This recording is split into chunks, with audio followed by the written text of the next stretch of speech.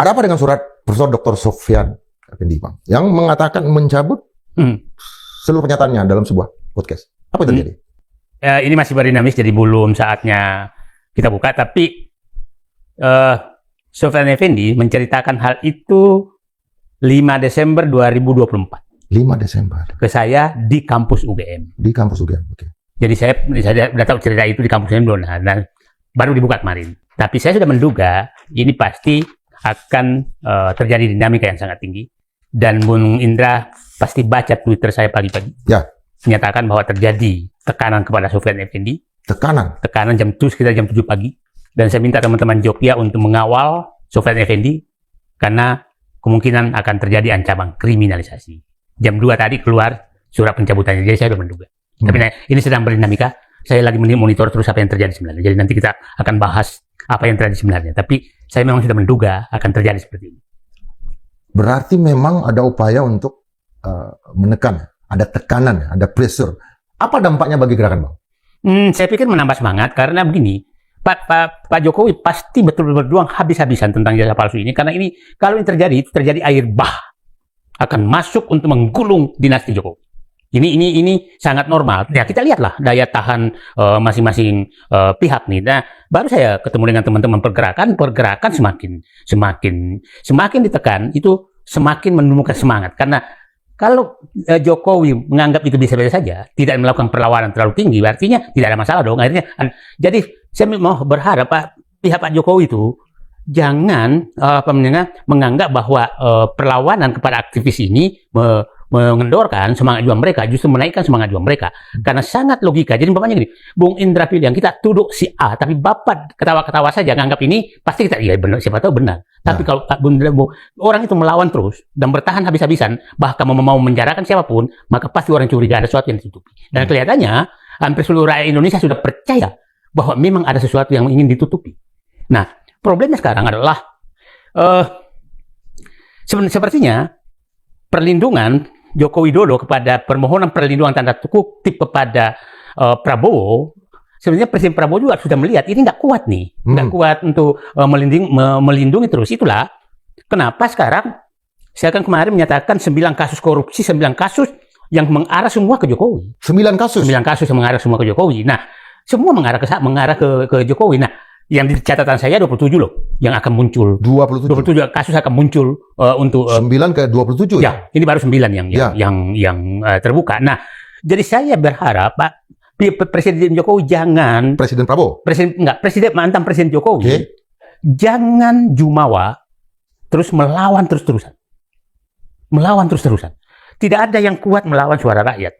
Bung Karno yang kuat begitu, nggak kuat melawan. Oke, Bang. Kita lihat kredibilitas dari seorang Sofyan Effendi yang Abang kenal seperti apa?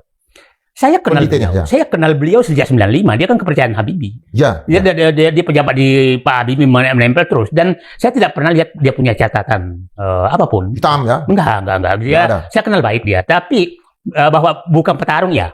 Ya. Bukan petarung. Dia seorang teknokrat. Dia teknokrat, birokrat, ilmuwan. Ya, birokrat ilmuwan. Ya, gitu. Nah, jadi kalau dari integritas saya bahwa dia bermain enggak, dia orangnya lunak. Tapi bahwa dia apakah dia tidak kuat menghadapi tekanan, itu saya belum pernah lihat faktanya. Dibandingkan dengan kredibilitas Pak Jokowi? Ya jauh lah. Di UGM sendiri? Ya bekas rektor. Dia punya banyak sekali. Iyalah.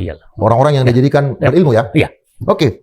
Berarti dalam kasus ini kita masih melihat perkembangan ya, Bang ya? Saya masih melihat perkembangan. Dan kita nggak tahu apa ujungnya. Ini masih dinamika. Hari per hari sekarang akan bertambah, Bang? Menit ke menit. Menit per menit. Kalau air mengalir sangat kencang dan Anda bendung, maka Anda jebol. Itu saya ingatkan kepada Jokowi. Ini alir mengalir untuk membuka kebohongan-kebohongan Anda bendung yang keras, maka Anda jebol. Abang juga pernah bercerita di podcast di sini bahwa kepercayaan Abang runtuh ke Pak Jokowi ketika melihat Reza Khalid hadir dalam suatu acara pendidikan partai. Apa Abang lihat? Saya sering menyatakan, Reza Khalid ini kan saya tahu dinamika bisnisnya sejak Orde Baru, jadi paham saya. Dan saya sering berkali-kali berbeda dan saling menjegal berkali-kali. Abang dengan dia? Dengan dia. Istilah saya ke Reza Khalid adalah dia bendahara, kasir penguasa. Siapapun penguasanya. Kasir. Penguasa siapapun, mulai Orde Baru. Semua dibiayai sama dia. Tetapi dari hasil mafia migas. Nah, yang harus publik paham bahwa Reza Khalid itu salah satu kesayangan Joko Widodo. Nomor berapa, Bang? Kalau ada tiga orang yang disayang oleh Joko Widodo, nomor berapa dia? Ya, saya nggak tahu orang sekitar Joko Widodo, tapi saya dari 1 sampai 5. Saya nggak kenal, siapa tahu ada. Saya nggak kenal orang-orang Joko Widodo. Iya. Mungkin lebih dari Budi Ari mungkin nomor 1 kali. Nah, agak jauh lah. Oke. Budi Ari mungkin nomor 1, nomor 2 mungkin Bahlil, nomor 3 mungkin Zulkifli Hasan. Abang junior abang hayal terus ya. Kira-kira begitu ya. Oke. Tapi mungkin Reza Khalid, untuk ukuran seorang kasir kan tentu nomor 1 lah. Enggak juga, ada oligarki, Ya. Nah, Reza Khalid, jadi gini, kenapa saya katakan dia kesayangan Jokowi? Pada saat kita Bapak minta saham, kita dipanggil untuk menghentikan pembukaan Papasit minta saham. Ya. Pada saat nikahan anaknya, nikahan Gibran, wakil presiden sekarang. Itu acara pernikahan ya? Iya. Oke. Nah, acara pernikahan dia tuh, kita lagi mengejar Papa minta saham, dia tamu VVIP di Solo. Jadi saya datang, saya lihat, loh, kok ada pesawat pribadi mendarat. Reza Khalid keluar, loh, kok dia datang? Nah, karena saya memang hanya datang sebagai intelijen, tanda kutip, karena ingin tahu siapa sih. Abang ngintilin saya juga pernah. Ya. Ketemu di satu tempat ya, Pak. Nah, terus saya kasih tahu Pak Dirman, Pak, itu dia itu tahu nggak? Di foto khusus, ditahan semua undangan, foto khusus dengan keluarga Joko Widodo. Ditanya saat itu, saya minta Pak, tanya dong Pak Dirman, kita repot nih, masa orang yang kita lagi incar, kok jadi tamu VIP? Nah, saya dapat informasi, Pak Sudirman saya betul nanya Pak Presiden, Pak Jokowi. Ya. Kenapa Pak? Ini kan kita lagi incar dia Pak untuk Bapak minta saham. Kenapa jadi tamu VIP Bapak? Apa jawabannya? Itu undanganku, saya nggak tahu katanya. Siapa yang ngasih? Betapa orang ini memang detik demi detik berbohong. Nggak mungkin ya? Kan nggak mungkin dong kalau dia itu undangan selundupan, nggak mungkin dipoto dong. Masalahnya orang yang kita lagi kejar untuk, kan begini. Orang yang dikejar? Dia coba bayangkan, dia kan marah Jokowi itu. Saya orang sudi, namaku dicatut. Tapi sementara diundang. Logat abang tuh kurang cocok. Bukan cocok. Ya nanti kita ajarin. Nggak cocok saya. Nggak cocok ya? Nggak cocok. Orang sudi ya? Dia tidak sudi, namanya dicatut. Dicatut untuk minta saham. Itu kompresi pers loh, Joko Widodo. Ya, dengan gaya muka kayak marah. Murka. Nah, padahal berapa jam sebelumnya, dia tuh lagi minta kita berhentikan. Tapi kita nggak mau berhenti, pura-pura jadi pahlawan. Bahwa dia marah. Itu pura-pura marah. Tapi setelah itu, ternyata undangan VVIP. Jadi ini orang ini gimana bisa dipercaya? Itulah. Nah, setelah itu kan sudah muncul terus menjadi tamu dimanapun. Kalau ada acara Joko Widodo. Waktu Pilpres 2014, adakah kontribusi dari Reza Khalid ini? Saya nggak. Reza Khalid itu kan membiayai dua-duanya. Pertanyaan. Dia membiayai. Tapi tahun 2009 saya tahu betul, Pak JK menolak. Nah, ya saya tahu betul. Ya, jangan terima dari itu karena bergetar bumi ini. Banyak urusan kita. Siapa tahu Pak JK nolak, yang lain terima. Oke. Iya. Jadi ada kontribusi dia di dalam Pilpres. Ya, yakin saya ada. Jadi itu yang menyebabkan dia hadir. Saya enggak juga. Jokowi itu begini. Jokowi kan mencari orang siapa yang membiayai. Itu kan awalnya siapa tuh memang musuhan, tapi habis itu berbalik. Ini kan orang enggak. Yang penting gimana dapat banyak sekali pebisnis awalnya tidak cocok Jokowi, tapi pada kalau dia mau ini dia terima gitu dan aman lagi. Nah, kita masuk ini. Sekarang ini kasus. Nah, sekarang yang perlu kita tahu ini sekarang adalah apakah Prabowo betul mau menyentuh Reza Khalid dan membongkar semua korupsi yang terjadi di Pertamina? Itu pertanyaan paling inti sekarang. Nah, kalau ini terjadi, maka sangat dimaklumi kalau Joko Widodo resah. Kenapa? Reza Khalid aja bisa disentuh, apalagi yang lain. Reza Khalid aja bisa disentuh, apalagi yang lain. Dan ini Prabowo yang nyentuh. Nah, jadi kerisauan Joko Widodo sangat dimaklumi. Nah, sehingga keluar kata-kata bahwa ada agenda besar di balik ijazah palsu dengan ijazah palsu dengan pemaksulan Gibran. Jadi Reza Khalid ini seluruh presiden itu tidak ada yang bisa menyentuh. Baru Presiden Prabowo. Pertanyaan kita, Pak Prabowo apakah betul ingin menyelesaikan korupsi atau hanya berhenti di Reza Khalid? Oke. Menurut abang? Nah, saya belum nih. Karena begini, kita harus juga waspada karena Reza Khalid ini kan pada saat penggeledahan Pertamina, rumahnya, itu langsung hilang kan, keluar negeri kan. Dan Bocor. bocor. Nah, tapi kenapa lama sekali setelah baru ada di Singapura? Nah, saya dapat informasi saat itu nggak ke Singapura loh. Kalau bukan Vietnam, Myanmar itu dia. Kalau di dua negara ini lebih gampang diambil karena, nah, tapi setelah nah, ingat pada saat penggeledahan itu, Reza Khalid pergi, Erick Thohir datang ke Kejaksaan Agung kan. Malam-malam kan, sampai malam. Infonya sampai jam 11 malam. Nah, besoknya pernyataan Kejaksaan Agung kan menyatakan bahwa kemungkinan Anda terlibat lebih tinggi. Tapi setelah itu, Erick Thohir ke sana, besoknya diturunkan bahwa tidak ada yang terlibat di atas. Nah, artinya siapa tahu ini ada bargaining gitu kan, ada bargaining. Nah, timbul pertanyaan saya saat itu, ini nggak mungkin lagi. Nah, sehingga kita menyatakan kalau nggak bisa menyentuh ke atas, Pak Prabowo berarti nggak ini lagi. Nah, sekarang korupsi ini aneh loh. Begini anehnya, ini yang tersangka tuh Hanung Budia. Hanung Budia itu direktur pemasaran Pertamina 2014. Padahal kejadiannya ada 2018 ke 2023. Nah, ya kan? Nah, Hanung Budia ini adalah pasangan tangguh dengan Reza Khalid dari dulu. Dari dulu. Nah, jadi hipotesa saya bahwa korupsi Pertamina ini tidak dikendalikan oleh Pertamina, tapi dikendalikan dari luar. Dari luar, dan biasanya mengendalikan, nah, jumlahnya sangat besar, waktunya sangat lama, terjadinya di seluruh Indonesia, karena itu sampai ke SPBU. Yang menariknya, kan tidak ada pimpinan Pertamina yang terlibat. Hanya dirut anak perusahaan. Apa yang Abang mau jelaskan? Artinya, korupsi ini tidak dikendalikan oleh Pertamina, tapi dari luar Pertamina yang mengendalikan, karena contohnya Hanung Budia di luar kok, bukan pejabat. Nah, artinya yang biasanya kalau ini pengalaman saya gini Bang, dalam bahasa saya berarti yang menjalankan produksi Pertamina itu orang asing, orang lain, makanya yang diambil. Korupsinya diatur. Tapi kan mereka menjalankan. Nah, artinya ada perintah dari samping, dari atas samping ke dalam. Paham. Nah, yang biasanya bisa memerintah dari samping luar adalah biasanya kalau begini, kalau bukan Menteri SDM, Kementerian SDM, Kementerian BUMN. Oke. Karena yang bisa memerintah samping hanya itu. Ada dua motor ini, dua mobil bis. Ini dia buka ke sini, buka ke sini. Ada yang memerintahkan sopir akhirnya bergerak ke sini. Nah, kekuatannya lebih kuat. Nah, sehingga kalau korupsinya kan, kalau memang korupsi Pertamina, direktur pemasaran Pertamina dong yang kena. Betul. Yang 2018-2023. Kenapa yang 2014? Artinya perencanaan korupsi ini dilakukan dari luar dan jumlahnya sangat besar, 285 triliun.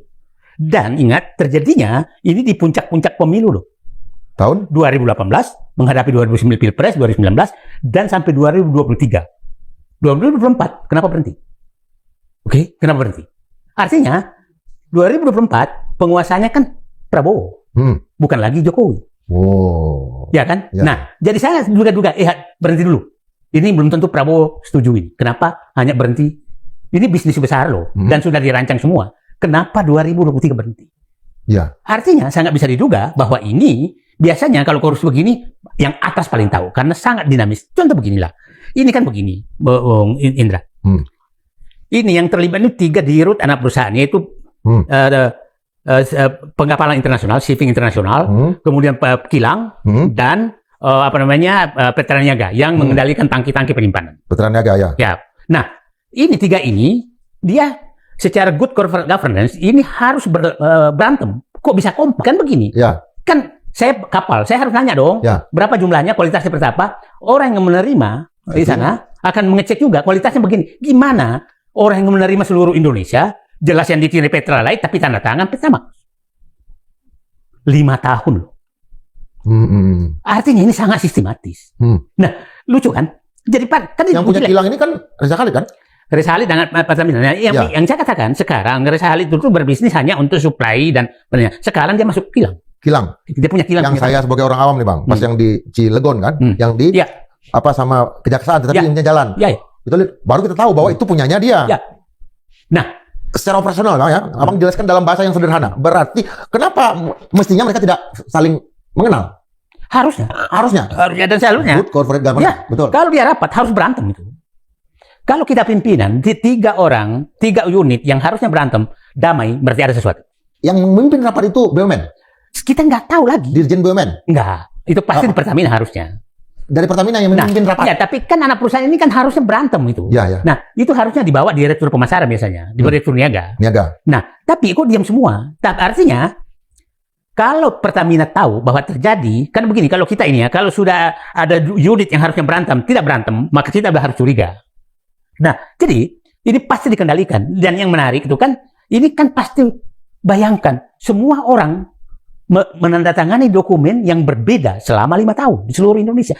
Kita harus ingat ya, kenapa sih asal orang tahu size bisnis di Pertamina itu 3.000 sampai 3.500 triliun per hari. 3.000 sampai 3.500 triliun per hari.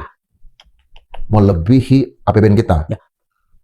220 juta dolar per hari. Oh, 220 juta dolar. 220 juta per hari. Oke. Nah, itu bisnis yang sangat besar. Nah, sekarang kita sekarang bicara. Kalau saya dapat info, Reza Khalid ini masih ada kaitan famili dengan familinya Prabowo. Ini menarik ini. Dan Pak Prabowo, saya dapat informasi, sudah menanya, udahlah, pokoknya kalau memang hukum tegakkan aja. Nggak perlu ini. Ya, maksud saya, ada keberanian beliau untuk membuka ini. Nah, itulah saya katakan, kerisauan Jokowi yang menyebabkan mungkin beliau sakit, seperti yang kita lihat, itu saya sangat maklumi karena ini air bah akan datang. Karena saya yakin betul orang-orang yang ada masalah hukum sudah ketakutan karena Reza Khalid pun diambil. Kita lihatlah, Bung Indra Piliang ya. Yang saya katakan 9 kasus yang terjadi. 1, kasus ijazah palsu. Ya, ini kan air bah akan masuk. Yang kedua, akan muncul nanti kasus ijazah Gibran dan kasus Fufu Faka. Ya, kasus Fufu Faka. Nah, jadi satu paket itu? Ya, itu untuk pemaksulan. Ya. Nah, yang ketiga adalah kasus minyak goreng. Kasus minyak goreng itu kita harus paham bahwa itu ada kaitan dengan Wilmar, dan Wilmar itu salah satu perusahaan juga yang menjadi sangat dekat dengan presiden. Ya. Nah, yang keempat adalah kasus Sritek. Sritek masih ingat kasus Goodie Bag? Ya kan? Dan sangat dekat dengan penyumbang massa terbesar juga, voter. Nomor 5. Yang kelima adalah kasus OTT Medan. PUPR. Ya. Yang keenam tuh kasus yang keenam ya kasus Pertamina tadi. Ya, kan? Kasus Pertamina, minyak goreng. Terus yang ke ini adalah Komdigi, judi online. Masuk. Itu menunggu. Yang terakhir adalah kasus pengadaan komputer di Kemendikbud. Chrome. Itu ini semua mengarah ke pusat-pusat kekuasaan. Nah, jadi ini sepertinya memposisikan Jaksa Agung untuk membersihkan semua kroni sedang berlangsung. Dan awalnya saya kehilangan kepercayaan pada saat kasus Pertamina nggak naik-naik. Nah, ini udah naik ke Reza Khalid, ya kan? Nggak naik-naik maksudnya? Nggak naik, tersangkanya hanya itu aja di bawah. Ya. Tapi ini belum puncak loh. Dan yang saya katakan, kasus korupsi Pertamina itu baru menyentuh pelaksananya. Perancang dan pelaksananya. Perancangnya itu Reza Khalid dan pelaksananya adalah yang tadi yang lebih besar apa? Yang lebih besar adalah penikmatnya. Penerima aliran dana. Penikmat dan sutradara. Itu belum. Kalau ini berlanjut, kan ada berbagai kemungkinan. Tapi saya diposisikan begini, ada 5 kemungkinan terjadi ke depan. 1, yang paling kita harapkan, Reza Khalid bisa diekstradisi, dibawa ke Indonesia dan bernyanyi. Ya, itu bernyanyi. Yang kedua, Reza Khalid kembali tapi masang badan, tidak bernyanyi apapun, dan itu biasa. Masih ingat dulu kasus Bopasan itu pasang badan tuh Pak Harto. Ya kan. Nah, dia nggak hebat ya. Nah, kemungkinan yang ketiga adalah dia kembali tapi karena ada negosiasi maka dia agak bebas. Yang keempat adalah dia dia kembali ke Indonesia tapi itu sudah hilang ingatan, terjadi apa-apa. Yang terakhir tidak bisa dikembalikan dengan alasan macam-macam. Saya curiga yang terakhir. Kenapa? Bahwa dia nggak kembali. Karena saya yakin betul bahwa semua mantan penguasa, termasuk Joko Widodo, ini gemetar.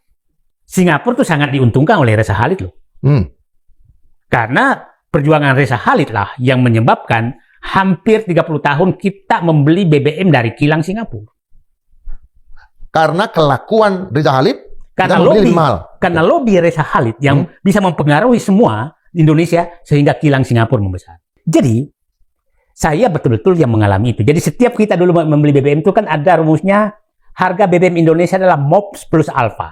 MOPS plus alfa. MOPS itu harga rata-rata dunia ditambah alfa. Alfa itu keuntungan Pertamina, biaya penyusutan, biaya transportasi dan lain itu namanya alfa. Nah, yang menariknya adalah yang ditetapkan sebagai MOPS itu harga kilang Singapura. Harga BBM kilang Singapura. Ini yang menjadi barometernya, patokannya. Jadi berapapun harga minyak Singapura, itu masuk angka. Itu pasti dibeli karena undang-undang di kita, undang-undang APBN. Astaga. Nah, saya pada saat saya BUMN, saya lawan itu. Sampai 2 menteri turun ke saya tidak mau bertahan karena saya menurut. Nggak ada yang mempertanyakan apakah benar harga ini. Nggak ada. Saking kuat namanya mafia minyak. DPR setuju semua. Bayangkan. Uang kecil. Saya rapat ngotot dari pagi. Sudah ditelepon dari atas, enggak, aku maunya harga BBM kita adalah harga minyak termurah di dunia, bukan harga Singapura. Oh, itu dasar abang yang paling murah di dunia yang kita ambil, ya, itu baru tambah dengan alfa. Tapi apa? Jam 11 malam, Menko, nggak usah sebutkan namanya, Menko Perekonomian datang dan saya minta Said Didu keluar dari ruangan. Karena abang ngotot terus? Ya, ngotot terus. Okay. Itu tahun 2007. 2007? Ya. Oh, dan memang Pak SBY ya? Ya. Oh, jadi saya tahu semua lah mereka ini. Udahlah. Nah, Reza Khalid ini memang pelaku dari dulu. Nah, ini kita. Itu Petral. Pada saat kita membubarkan Petral 2016.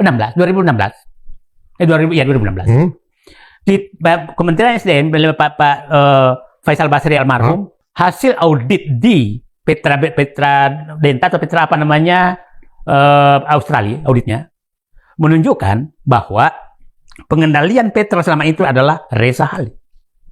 Dari HP yang ini semua mengarahnya ke sana, jadi hanya formalitas.